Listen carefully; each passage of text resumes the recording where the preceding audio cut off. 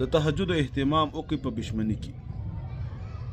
زما اوس مشکلات زیات دي او هر سجدې کې بعضې داسې دعاګانې چې په هغې کې دنیا او د آخرت خیرونه دي، خامخا د الله تعالی نه وغواړئ. خاصتاً هغه دعاګانې چې نبي پاک علیه السلام موږ ته ښودلي دي. بعضې د هغې دعاګانو نه الله تعالی په خپل کلام کې بیان کړي دي. نو دغه دعاګانې په هر رکعت کې په هر سجده کې د الله نه وغواړئ. لکه مشهوره دعا د اللهم ربنا آتنا فی الدنیا حسنه وفي الآخرة حسنه وقنا عذاب النار. دا جامع دعا ده، په دې کې دنیا او د آخرت ټول خیرونه پراته دي. لیکن دې سره سره دوه دعاګانې چې هغه ډېرې اهمې دي، دا خامخا وغواړئ. یو دا د والدینو په حق کې رب ارحمهما کما ربیاني صغیرا، یا الله په دې دواړو باندې رحم وکړي، که هغه ژوندي وي او که وفات شوي وي. دا یو جامع دعا ده، قرآن کې ذکر شوې ده. او د رحم معنا هم یو جامع ده. د هغوی که ژوندي وي الله مشکلات یې حل کړي، یا الله ضروریات یې پوره کړي، که بیماران وي صحت ورکړي، شرعي ارمانونه یې پوره کړي. او که وفات شوي یا الله په هغې دنیا کې پرې رحم وکړي، قبر ورته د انوارو نه ډک کړي، قبر باندې ورته انوار را نازل کړي، هغه دنیا ښایسته کړي، جنتونه او جنت الفردوس او اوچت مقامات ورته نصیب کړي.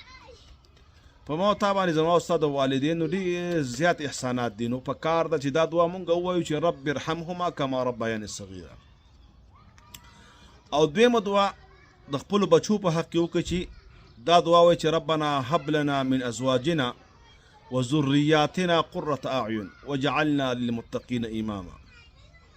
زما او ستا بچیان به صالح وي چې کله موتا ورته دعاګانې کوو.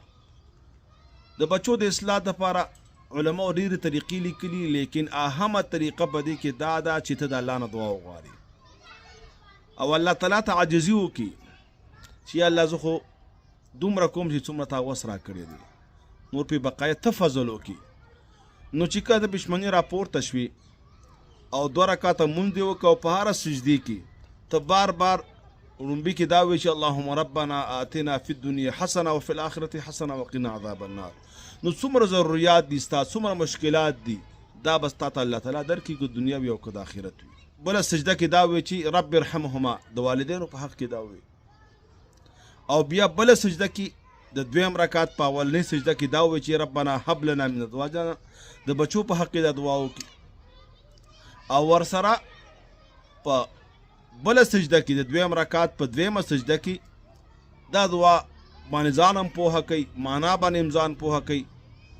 ربي اوزعني ان اشكر نعمتك التي انعمت علي وعلى والدي وان اعمل صالحا ترضاه وادخلنا برحمتك في عبادك الصالحين.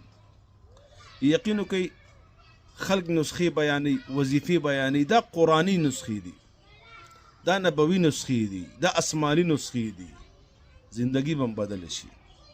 چې کله د والدین خوشحالي نو ته به خوشحاله یې، چې کله د بچي نیکانې صالحانې نو ستا زندګي به اسانه خوشحاله به وي.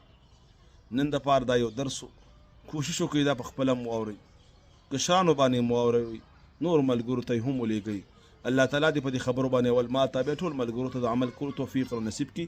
وصلی الله تعالی علی خیر خلقه محمد وعلى آله وصحبه.